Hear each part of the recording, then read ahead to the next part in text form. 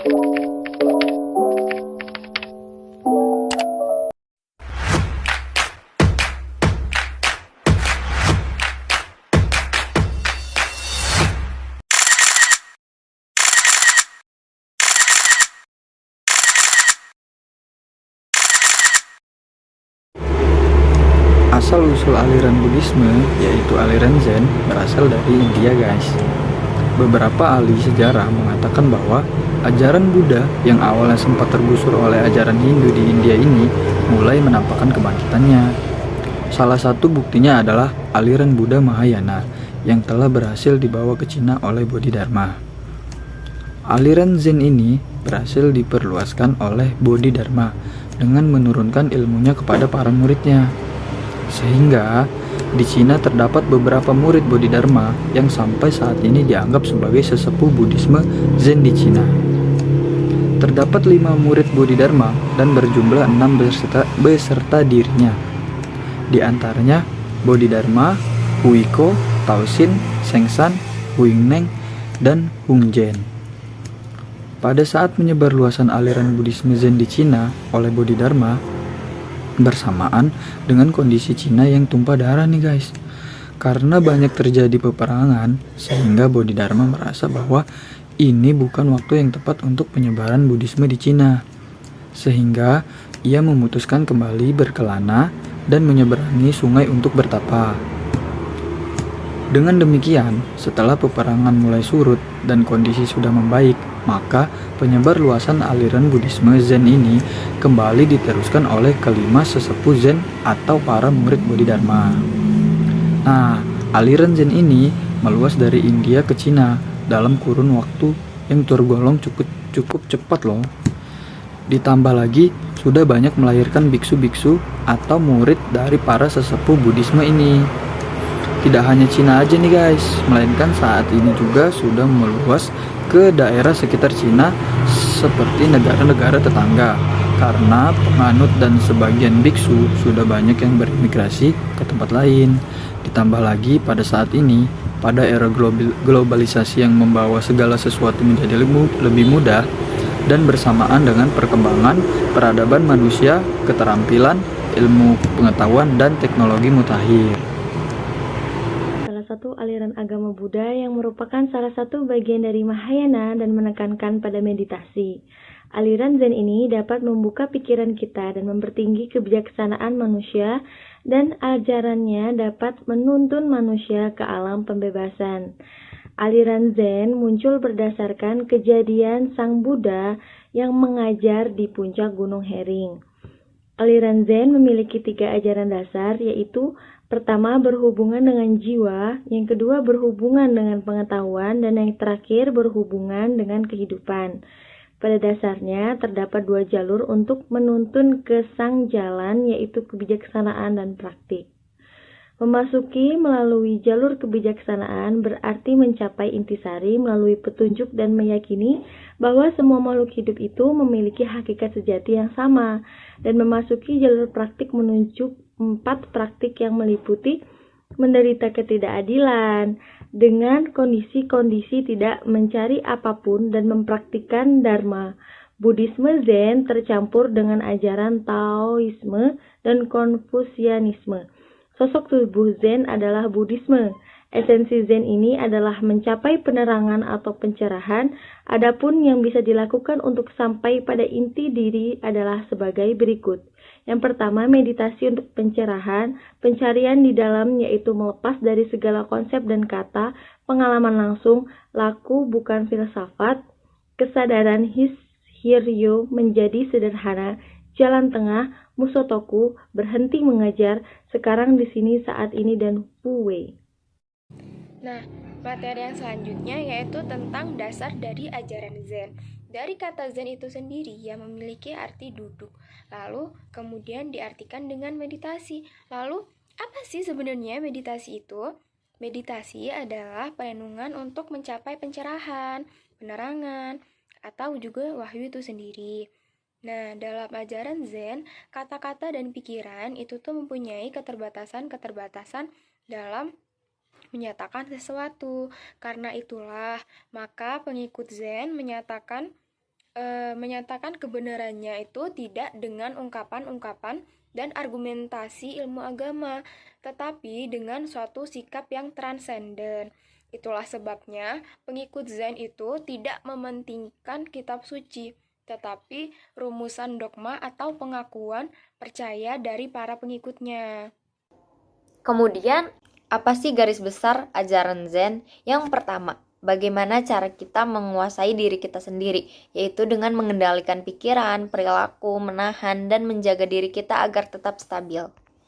Yang kedua, mampu melihat hakikat diri, seperti memahami watak, jujur kepada diri sendiri, dan memahami peran kamu dalam kehidupan. Nah, apabila dua hal ini sudah tercapai, maka dapat dipastikan seseorang tersebut dapat berdamai dengan dirinya sendiri. Lalu, bagaimana cara berdamai dengan diri sendiri? Menurut ajaran Zen, ketika kita sibuk mencari kebahagiaan, maka pencarian itulah yang akan menjadi masalah. Jadi, apabila kita terus mencari kebahagiaan, maka kita tidak akan pernah merasakan bahagia, karena diri kita akan terus melihat ke depan dan berharap ada sesuatu yang lebih baik. Selain itu, kita juga tidak akan pernah puas dengan apa yang kita miliki. Sementara itu, umat Buddha percaya bahwa kebahagiaan itu adalah alami, karena otak kita terhubung untuk merasakan bahagia. Jadi, apabila kita sudah dapat menguasai diri kita sendiri, memahami hakikat diri, memahami pikiran kita, disitulah kita dapat berdamai dengan diri sendiri.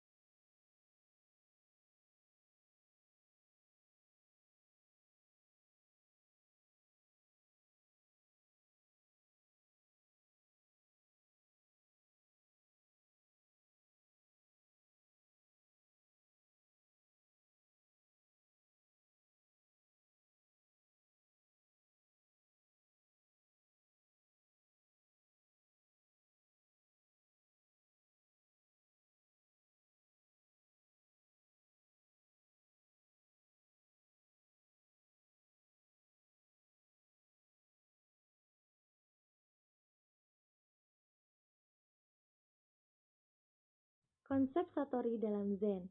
Satori adalah pencerahan kesadaran dan pemahaman, merupakan jantungnya dari semua ajaran Buddha. Tanpa Satori tidak ada Zen. Satori adalah Zen dan Zen adalah Satori. Zen Satori atau pencerahan adalah pengalaman emosional yang kuat yang disebut menyadari realitas atau perasaan bahwa tidak ada yang sendiri atau yang tidak penting di alam semesta ini, yang mengarah ke simpati luas dan kesadaran takut hubungan dari segala jenis.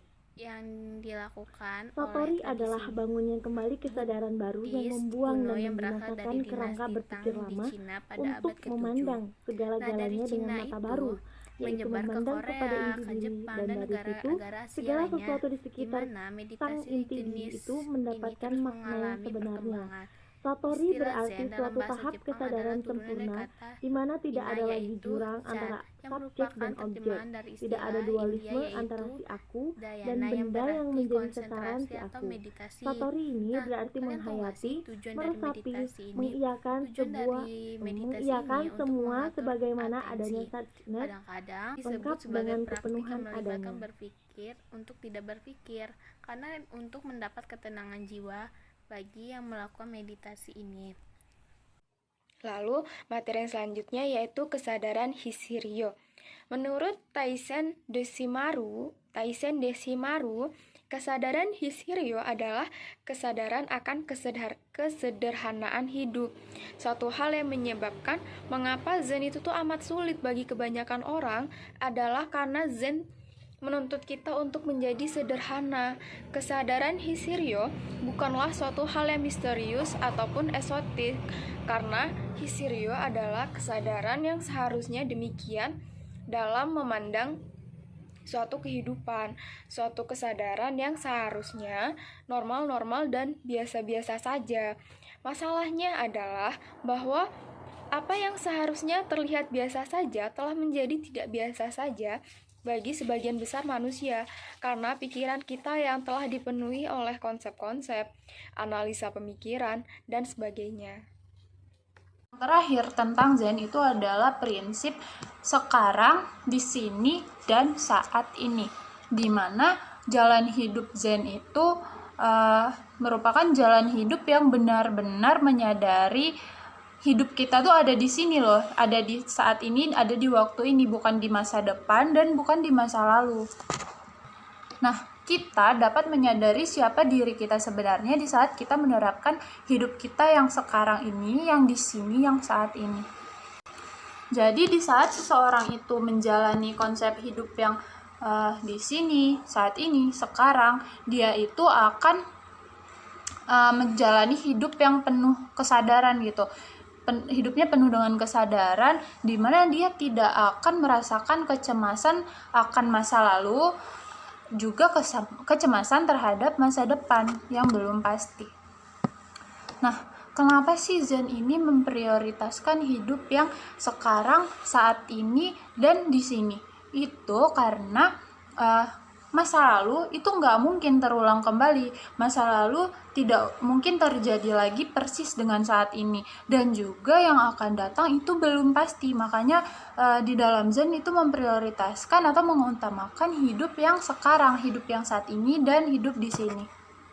Nah, jadi menurut Zen, hidup sekarang, di sini, dan saat ini merupakan sebuah pragmatisme yang harus dilakukan oleh individu untuk memandang kehidupan. Karena hal yang paling nyata itu adalah keadaan sekarang yang tidak akan terulang seperti masa lalu dan akan terus berubah. Dan juga hidup harus dijalankan sesuai dengan keadaan sekarang dan dalam keadaan yang paling real atau paling asli. Dan satu pesan dari Zen yaitu masa lalu tidak akan kembali dan masa depan belum nyata atau belum pasti. Jadi tetaplah hidup di saat ini dan di sini dan jalani prosesnya sebaik mungkin. Terima kasih. Selanjutnya mengenai Zen itu adalah satu konsep Mushotoku, di mana Mushotoku ini merupakan keadaan batin di saat seseorang tidak lagi mencari apapun. Nah, di dalam konsep ini, seseorang itu akan merasa bahwa dia tidak lagi perlu memiliki keuntungan untuk dirinya sendiri. Seseorang yang menerapkan konsep Mushotoku di dalam hidupnya yang sudah mencapai pada titik ini, dia akan senantiasa merasa damai, merasa tenang, merasa tentram, walaupun mungkin di dalam segi sosial, di dalam pandangan sosial, dia ini adalah seseorang yang rugi. Nah, dasar yang paling pertama dari konsep Mushotoku ini adalah bertindak tanpa mengharapkan balasan yang pasti. Istilahnya tidak pamrih, seperti kita memberi tanpa mengharapkan imbalan. Nah, kemudian gimana sih kalau dalam keadaan sehari-hari, misalnya di saat berdagang? Bukannya orang-orang itu mengharapkan sebuah keuntungan? Iya, betul. Nah, terus gimana nih cara menghadapinya? Yaitu dengan cara kita melakukan bisnis atau perdagangan kita dengan tulus. Kita tanpa melekat atau tanpa memprioritaskan hasilnya. Kita jalani aja proses yang kita lakukan di setiap prosesnya, di setiap langkah-langkahnya, tanpa kita mengharapkan hasil yang gimana-gimana gitu, yang besar, tanpa apa-apa. Ya kita tulus aja menjalaninya. Dimana semua proses itu kita tekuni dengan sepenuh hati dan ketulusan yang sempurna tanpa ada obsesi yang berlebihan di dalamnya. Nah, pada tingkat awal Mushotoku ini merupakan keadaan batin atau sikap batin di mana seseorang itu melepaskan segala kelekatan terhadap kepentingan diri dia. Sedangkan pada tingkat yang lebih tinggi atau tingkat tertinggi itu Mushotoku itu merupakan melepaskan diri itu sendiri. Gimana sih maksudnya? Jadi setiap tindakan itu adalah tujuan pada dirinya sendiri. Kemudian setiap tindakan itu merupakan tujuan setiap saat itu merupakan tujuan pada dirinya sendiri. Nah, jadi saat demi saat semua itu dilakukan dengan ketulusan, kemudian termasuk di saat kita bekerja, di saat kita belajar, di saat kita berbisnis, meditasi, dan lain-lain, terutama di saat kita berdoa.